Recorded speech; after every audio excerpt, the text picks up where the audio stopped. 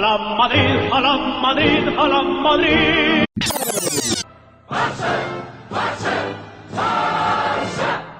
Salut Aslan. Salut Xavier. Est-ce que tu as entendu parler de la news de la semaine? Raymond Domenech redevient entraîneur à Nantes. Eh ben oui, et je pense que c'est peut-être très intéressant. C'est quand même un coach qui a presque gagné la Coupe du Monde avec la France en 2006. Presque, c'est bien ça. Mais bon, en tant que joueur, c'était surtout un vrai garçon bouché. Vu que tu parles des garçons bouchés, est-ce que tu veux pas parler des Bad Boys lors de cette émission aujourd'hui? Écoute, c'est une très bonne idée, d'ailleurs je l'avais anticipé, puisqu'aujourd'hui avec nous, Jade va être notre invité. Merci à tous les deux de m'avoir invité et ravi d'être dans votre émission. Merci à toi d'être parmi nous, d'avoir accepté notre invitation. Ce que je vous propose, c'est que comme chaque semaine, aujourd'hui on commence par parler de l'actualité du Barça et du Real, avant d'enchaîner sur notre thème avec des moments Bad Boys qui nous ont marqués dans chaque club, et enfin, avec toi, de faire un énorme focus sur Leeds, ton club de cœur, Jade, et de finir par le grand quiz pour notre invité.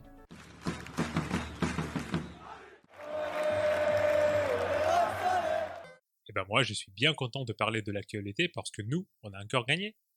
Peux-tu me parler de ce match? Parce que je regarde pas les petites équipes. Ouch!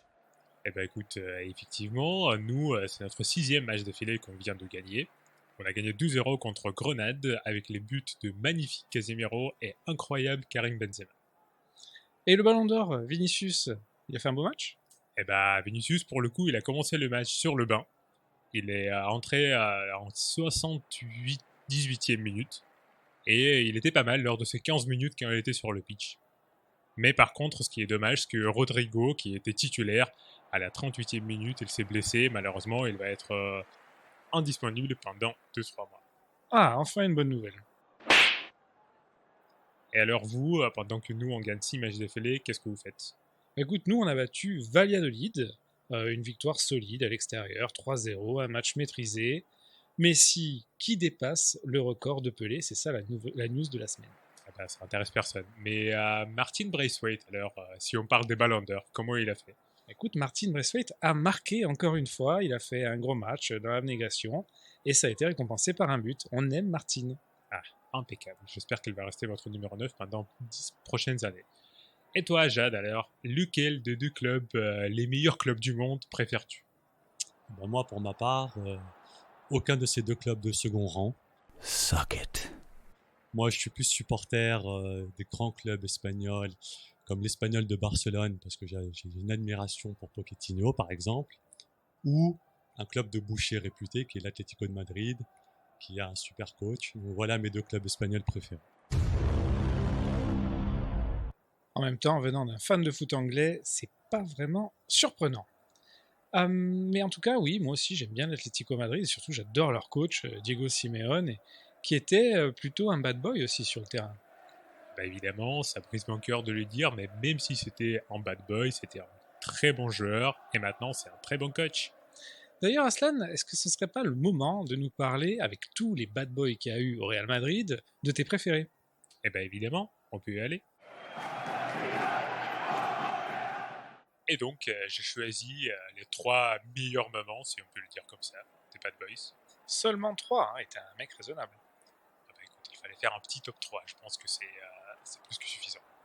Donc, notre numéro 3, c'est Juanito, qui a marché sur Lothar Matthäus lors de la demi-finale de l'European Cup en 1987. Donc d'abord, il a marché sur son dos, et puis il a compris qu'il a raté la tête, et il a marché sur son visage derrière. On peut le comprendre, je crois qu'il y en a beaucoup d'autres qui auraient aimé faire la même chose. Donc le numéro 2 dans la liste, c'est le grand Sergio Ramos lors de Manita, dont tu aimes très bien parler, juste à la fin du match, quand il fait un tacle d'abord sur Messi, et puis il frappe Puyol juste avant de sortir de terrain. C'était un peu le 6e but du match pour nous. Et donc numéro 1, évidemment, je pense que c'est assez évident pour tout le monde, c'est Pepe lors de match de Getafe en 2009, car d'abord il a marché sur le joueur de Getafe, puis il a essayé de l'étrangler, et puis il a frappé un autre joueur, et juste après il a pris son carton rouge et une disqualification pour 10 matchs. Pepe, c'est un peu le champion du monde des bad boys.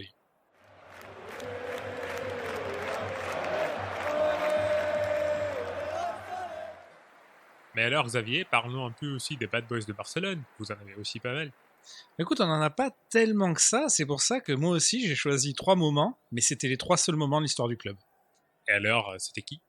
Mais je vais commencer par Sergio Busquets, un de mes joueurs préférés.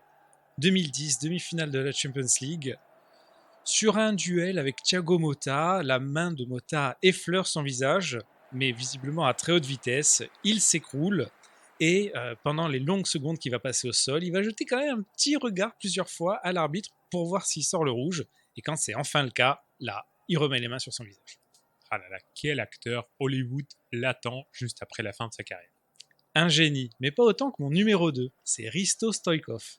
Et Stoichkov, on est en 1990, c'est la Super Coupe d'Espagne. Il se fait découper par Chendo, un obscur joueur au maillot blanc. L'arbitre décide évidemment de ne pas mettre de carton à Chendo, mais plutôt à Johan Cruyff et à Stoichkov.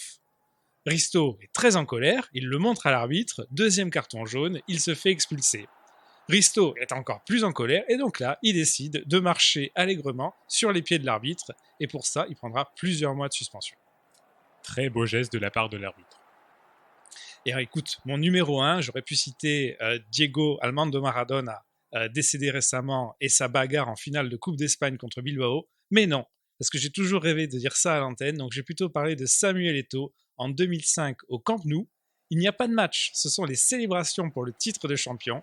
Et là, il va passer presque 1 minute à reprendre un chant de supporters très connu. Madrid, Cablon, Salud al Campeón. Un moment mythique. Aucun respect pour le club qui l'a tout donné.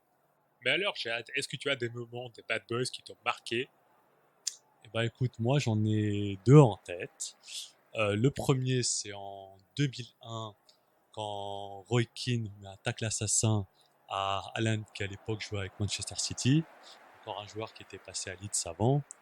Et on dit que c'est le tacle qui a arrêté la carrière du joueur. Et bon, jusqu'à aujourd'hui, j'ai pas entendu d'histoire similaire, surtout que Roy Keane avait admis dans sa biographie qu'il était parti dans ce match avec l'intention de le blesser, vu qu'Alan l'avait blessé 4 ans auparavant. Et le deuxième moment que j'ai en tête, c'est une bagarre en 2005 entre 2 joueurs de Newcastle, qui étaient Lee Bowyer et Kieran Dyer. Lee Bowyer qui avait joué à Leeds, bien sûr, et contre Aston Villa. Et voilà, je pense que c'était peut-être la première fois de ma vie que je voyais 2 joueurs de la même équipe se battre en direct à la télé. Et c'est des moments qui vraiment m'ont marqué jusqu'à aujourd'hui. Ah, la magie du football anglais.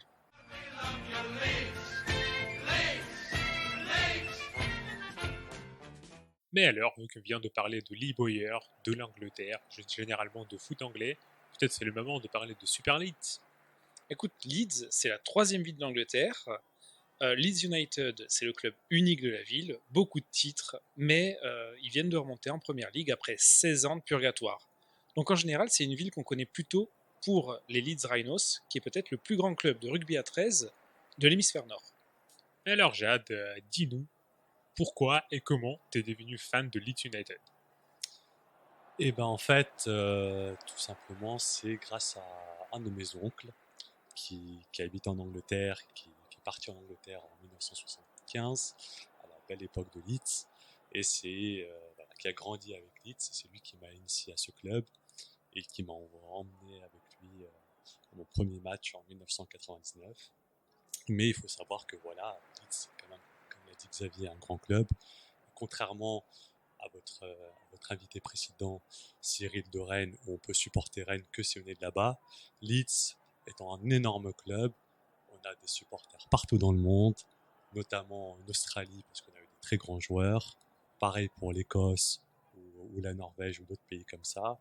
Donc voilà. Pour ma part, c'est un lien familial, mais sachez qu'on a des supporters partout dans le monde, parce qu'on a eu des grands joueurs de partout. Donc la grande époque de Leeds commence dans les années 60. Avant ça, c'est pas vraiment une ville de foot, et le club n'a jamais brillé par ses performances. Et oui, c'est l'arrivée de Don Revie qui change tout en 1961.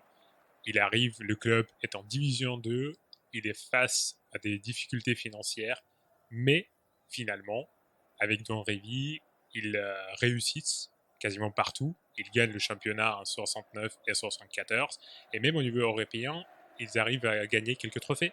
En effet, Aslan, comme tu dis, c'était la belle époque de Leeds, les années 70, surtout la finale perdue en 75, où Leeds a été volé par le Bayern et cet arbitre qui était payé. Malheureusement, je peux pas en dire plus parce que je n'ai pas eu la chance de vivre cette époque et j'aurais vraiment pensé qu'on allait la revivre au début des années 2000, mais ça ne s'est jamais passé comme prévu. Et la grande équipe de Leeds, c'est un noyau de joueurs qui va rester là des années et des années, plus de 10 ans pour certains, des joueurs sélectionnés, formés, coachés par Don Revie dès leur plus jeune âge. Peter Lorimer, qui est peut-être le plus grand attaquant de cette équipe, arrive à l'âge de 15 ans au club. On peut dire que Leeds United, c'est une très grande équipe, mais qui a une mauvaise réputation. À tel point que leur surnom, c'est Dirty Leeds. Et cette réputation, ça commence dans les années 60 avec Don Revie. L'équipe a un jeu très brutal malgré des joueurs de très très grande qualité. Et ce surnom apparaît après un match contre Everton où le match est tellement violent que l'arbitre renvoie les deux équipes sur la touche pendant quelques minutes pour que les joueurs se calment et arrêtent de se battre. À cette époque, ils ont des détracteurs partout, absolument partout, et l'un des plus virulents se nomme Brian Clough. En effet, Brian Clough qui est venu pendant 44 jours entraîner Leeds en pensant qu'il pouvait venir et instaurer son style, celui qu'il avait instauré à Derby County. Et malheureusement, comme on le sait, ça n'a pas pris du tout avec les joueurs. Effectivement, 44 jours pour un coach qui derrière gagne le championnat du Champions League d'affilée avec Nottingham Forest, c'est pas beaucoup. Pour ceux qui sont intéressés, il y a un livre qui s'appelle Damned United qui effectivement décrit cette période de Brian Clough à Leeds. Et pour les cinéphiles, il y a même un film avec Martin Sheen. Brian Clough avait remplacé Don Revie et ça marque la fin de la grande équipe de Leeds de cette époque. Don Revie donc est parti en 1974 et progressivement après ça, le club va sombrer. Tout ça dure jusqu'à la saison 1989-1990 quand on remonte en Division 1 et derrière, ils finissent 4e la saison prochaine et la saison 91-92, finalement, ils gagnent la Division 1 notamment avec Eric Cantona. En effet, très peu de personnes le savent, mais Cantona a été déniché par Leeds United avant d'aller à Manchester. Et il avait joué quelques matchs où il a marqué quelques buts, mais il ne s'entendait pas vraiment avec l'entraîneur. Et pour ceux qui ne le savent pas, pour l'anecdote, Cantona n'aurait jamais dû aller à Manchester, puisqu'en fait, Leeds était à la recherche d'un défenseur gauche. Et le président Leeds avait appelé celui de Manchester pour recruter Denis Irwin, qui avait été formé à Leeds et qu'il voulait racheter. Manchester a dit « on ne le vend pas, par contre, Ferguson cherche un attaquant, vendez-vous Cantona ». Et quelques jours plus tard, Cantona est parti à Manchester pour 1,2 million de livres seulement. Une belle affaire quand on connaît la carrière qu'il fait là-bas par la suite. Et après cette saison-là, après la victoire de Leeds, c'est la première ligue qui va être créée et l'équipe va poursuivre son succès. En effet, ils vont finir régulièrement dans le top 5 avec des performances mémorables, notamment en Coupe d'Europe, puisqu'ils atteignent la demi-finale de la Coupe UEFA en 2000, puis la demi-finale de la Champions League en 2001. En effet, une super époque. Malheureusement, ça n'a pas duré assez, mais on avait vraiment de super joueurs, notamment en défense, mon joueur préféré, Lucas Radebe, qui est encore une idole jusqu'au jour d'aujourd'hui, tout en continuant par peut-être le meilleur joueur français qu'on ait jamais eu, à part Cantona, qui est Olivier Dacour, qui est pareil, un bon bad boy, on va dire, et l'idole du club avant de devenir le plus gros traître de l'histoire, Alan Smith en attaque. Et on peut dire que la fin de cette génération est la fin de cette équipe. Parce qu'en 2003-2004, Leeds United est relégué en Division 2. Et c'est une vraie descente aux enfers, puisqu'en 2006, ils vont rater la remontée en perdant en finale de play-off. L'année suivante, ils sont carrément rétrogradés en Division 3 pour la première fois de leur histoire. Cette saison-là, ils vont encore rater une remontée en perdant en finale des playoffs contre Doncaster, une grande équipe pour ceux qui en doutent. La remontée se fera finalement en 2010 en D2. En effet, Xavier, c'était un moment très très très dur en tant que supporter de Leeds. Comme tu l'as dit, en 6 ans d'écart, On a fait demi-finale Ligue des Champions à la Ligue 1, donc l'équivalent de la Division 3. Avoir perdu tous ces joueurs pour vraiment aller au fin fond du championnat anglais, c'était vraiment très dur. Mais par contre, voilà, en tant que vrai supporter, les Anglais étaient quand même là. Je suis resté supporter de Leeds. En Division 3, on avait quand même une moyenne de plus de 30 000 personnes par match. Ça m'a permis d'aller voir des coins d'Angleterre que je ne connais toujours pas, puisque j'ai vu que le stade et je ne pourrais même pas vous redonner les noms. Mais voilà, on est quand même bien content de s'en être sorti. Vous passez 10 ans en Championship et c'est l'arrivée de Marcelo Bielsa qui va tout changer pour vous. Il arrive en 2018 et la saison 2018-2019, vous finissez 3e. Vous perdez en play-off contre Derby County. Et finalement, en 2019-2020, vous gagnez la promotion en Premier League et pour la première fois en 16 ans, vous finissez premier avec 10 points d'avance. En effet, Aslan, comme tu l'as dit, il a fallu attendre l'arrivée du grand Loco pour que Leeds se réveille. On a eu énormément d'entraîneurs avant, dont Thomas Christiansen qui a joué au Barcelone et on pensait qu'il allait nous ramener ce super jeu à la barcelonaise qui n'est jamais venu. Mais El Loco est venu, nous a inspiré, redonné le goût du vrai Dirty Leeds et grâce à lui on a pu remonter. Et ça se poursuit cette saison en Premier League, puisque vous faites un très bon début de saison. Le premier match, vous êtes un petit peu malchanceux, mais vous faites une énorme performance à Anfield, où vous perdez 4-3 dans les dernières minutes. Votre première victoire intervient à la 3e journée contre Fulham, 4-3 encore une fois, mais vous auriez pu gagner beaucoup plus largement sans quelques largesses défensives.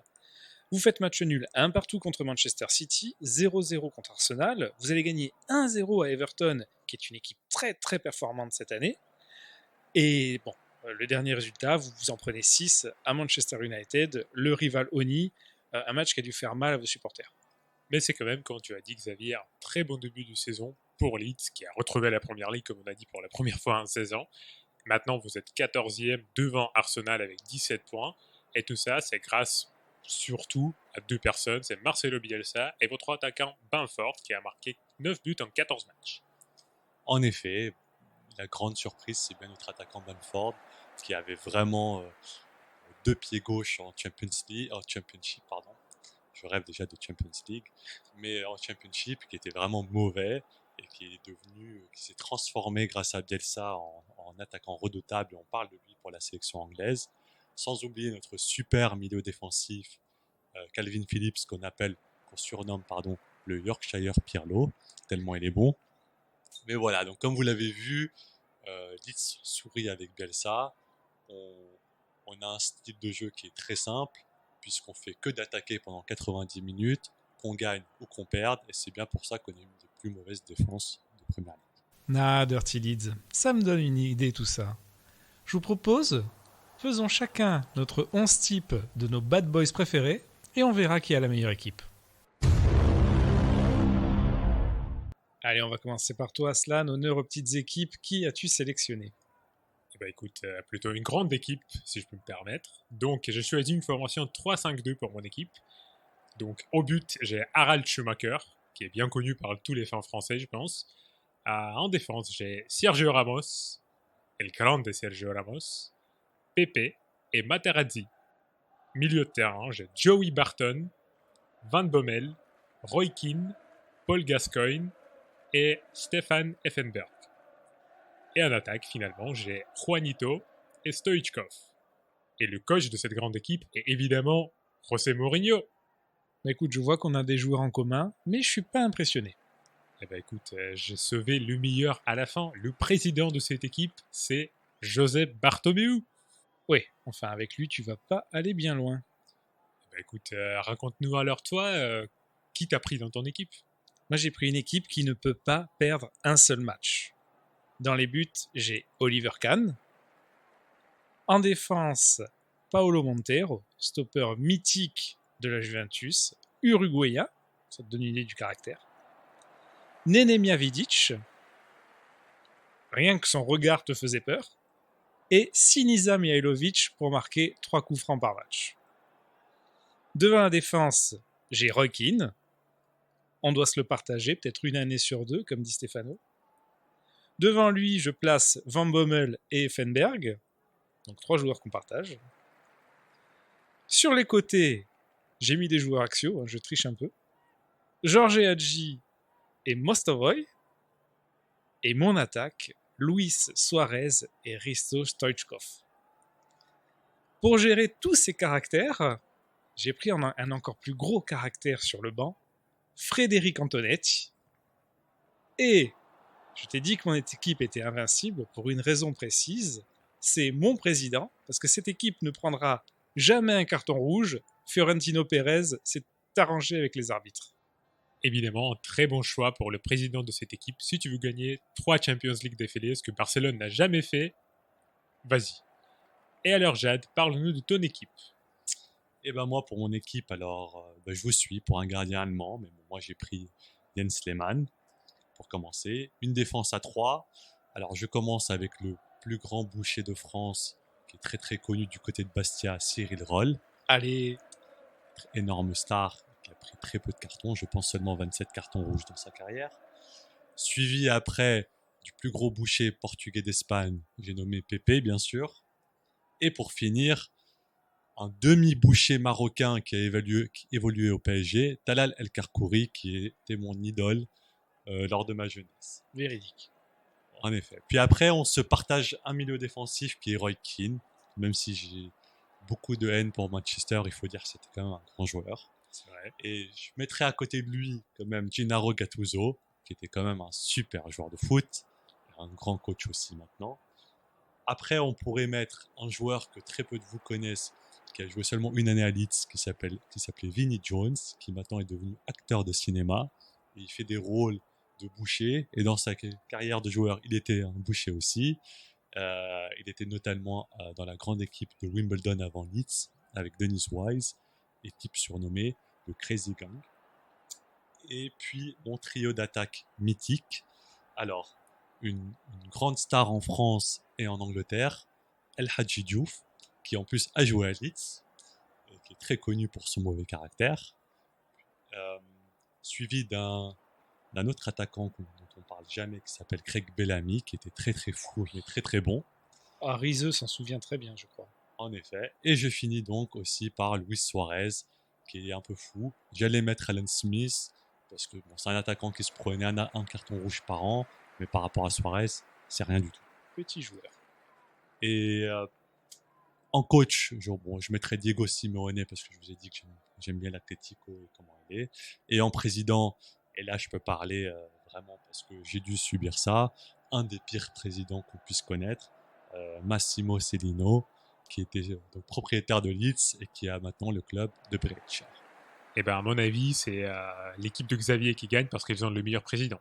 Évidemment que c'est mon équipe avec 4 anciens Barcelonais. Ok, maintenant, passons à notre fameux quiz. Donc Jade, j'espère que tu es prêt. Je te rappelle les règles. 10 questions pour toi, 1 point par question. Si tu fais entre 1 et 3, tu seras un footix. Entre 4 et 6, tu seras abonné à la buvette. Entre 7 et 9, tu seras socio de Leeds. Si tu fais 10 points, tu auras le droit de revenir dans l'émission. Mais si tu fais 0, tu seras officiellement un Red Devil. Alors Jade, c'est bon pour toi? Allez, je suis prêt. Donc on commence tranquillement avec la première question. En quelle année Leeds United a été créé? Alors, si c'est Leeds United, c'est 1919, vu qu'on a célébré notre centenaire l'année dernière. Bravo, un Bravo. point pour toi. Très bien joué. On passe à la deuxième question. Comme tu l'as dit, le club actuel a été créé en 1919, mais il a été créé sur les ruines d'un autre club. Peux-tu me donner son nom? Si je ne me trompe pas, Leeds City qui avait été créé en 1904. Eh bien, c'est juste 2 points pour toi, bravo. Très bien joué. Alors, la troisième question. Combien de titres avez-vous rapporté? Je pense 11, si je suis pas sûr. Alors attendez. Donc on a gagné 2 anciennes Coupes de l'UEFA qui sont Intercities, une FA Cup, une League Cup, 2 Charity Shield. On a gagné 2 fois la Division 2 normalement, et la Première Ligue, 3 fois si je ne me trompe pas. Eh bien, c'est juste bravo, 3 points pour toi, 3 sur 3. C'est parfait. Bon, on arrête les questions faciles. Question numéro 4. Comment s'appelle le meilleur buteur de l'histoire du club? Peter Lorimer. Eh oui, je me rappelle cette petite photo, ce petit selfie qu'on a pris ensemble à Leeds. 4 sur 4, je te félicite. Comme Cyril Marchand avant toi, t'es déjà abonné à la buvette. Donc c'est très bien joué, mais maintenant, passons aux questions qui sont encore plus difficiles. Est-ce que tu peux me dire votre plus grosse vente? Oui, très facile. C'est Rio Ferdinand qu'on avait vendu à Manchester en 2001 de mémoire, quand on avait trop de dettes. On l'avait vendu pour l'anecdote, on l'a vendu à 32,5 millions de livres. Et comme en fait on était en faillite et qu'on avait besoin d'argent, on a pris 30,8 tout de suite en cash. Donc ils ont même eu une belle réduction. Le mec est injouable. Je laisse le business à Aslan et je me concentre sur le terrain. Question numéro 6. Peux-tu me dire qui est le meilleur buteur sur une saison en première ligue, je dis bien en première ligue du club?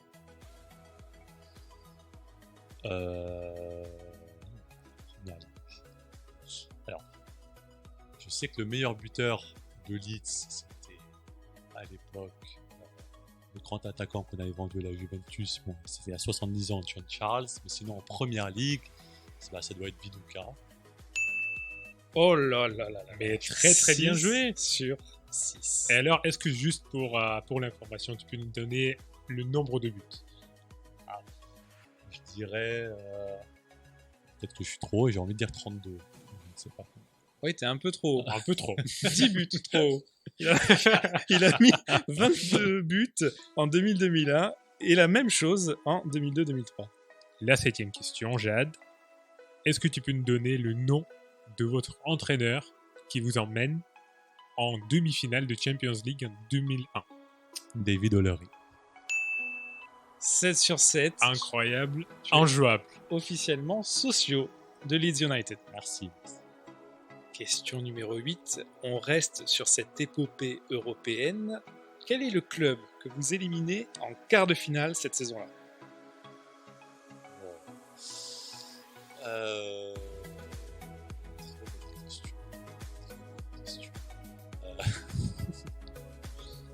J'essaie de me rappeler. Honnêtement, je sais plus. J'ai envie de dire Milan, mais je sais plus. Eh non, c'est le champion d'Espagne en titre, le Super Deport. Real Madrid. Ah non, pas Real Madrid. Non, j'ai dit Super Deport, pas Super Tocar. Je parlais du Deportivo La Corogne. Tu te calmes tout de suite si on se concentre sur le quiz. La question 9. Alors, vous avez vu dans votre histoire 5 confrontations avec Barcelone. Et combien de victoires avez-vous? Je pense que c'était une seule parce qu'on les battait jamais.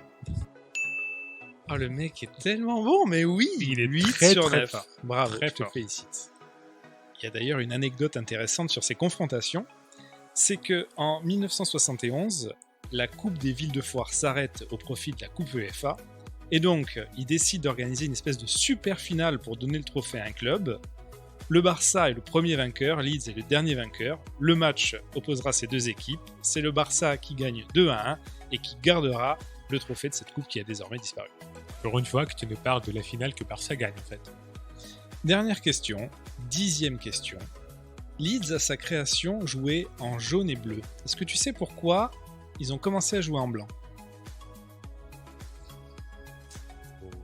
Faut que je m'incline parce que j'en ai aucune idée. Bah écoute, ça va faire plaisir à notre ami Aslan. C'est Don Revie, dans les années 60, qui voulait s'inspirer du plus grand club, selon lui, de l'époque, et qui a décidé de jouer dans les mêmes couleurs que le Real Madrid. Bah évidemment, le plus grand club, et après, grâce à ses couleurs, Leeds gagne tout. Donc tu as 8 points sur 10 possibles, et comme avec Cyril, on t'offre une question bonus. Une question à 2 points qui te permettrait, si tu l'emportes, de revenir dans l'émission. Il y a un lien entre le club de Leeds United et le plus grand groupe de rock de la ville. Peux-tu me le donner?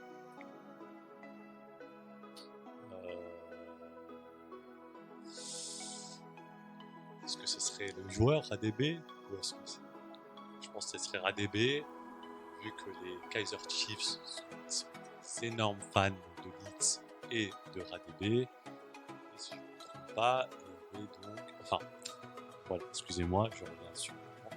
RADB a joué pour les Kaizer Chiefs en Afrique du Sud. Et donc, ce club-là a voulu l'honorer en prenant le nom de son ancien club, tout simplement. Mais c'est exactement ça. Exactement. Les Kaizer Chiefs, on porte ce nom en hommage à Lucas Radebe, peut-être le joueur le plus emblématique de la deuxième grande période de Leeds. Alors, Jade, très très bien joué. Finalement, tu as 10 points sur 10 grâce à cette question bonus. Donc, tu seras re-invité à notre podcast la prochaine fois quand on va parler de Manchester United. Merci, je suis très honoré. Ce sera avec grand plaisir que je reviendrai chez vous à la fin du championnat anglais pour discuter de la relégation de Manchester United. En tout cas, merci Jade d'avoir été parmi nous. C'était un grand plaisir de t'accueillir. Merci Aslan pour ta participation. Donc, ce que je vous propose, c'est qu'on en reste là pour aujourd'hui, qu'on profite un peu des fêtes. Je crois qu'on a tous besoin de digérer. Et on se retrouve la semaine prochaine. On partira au soleil en Amérique du Sud.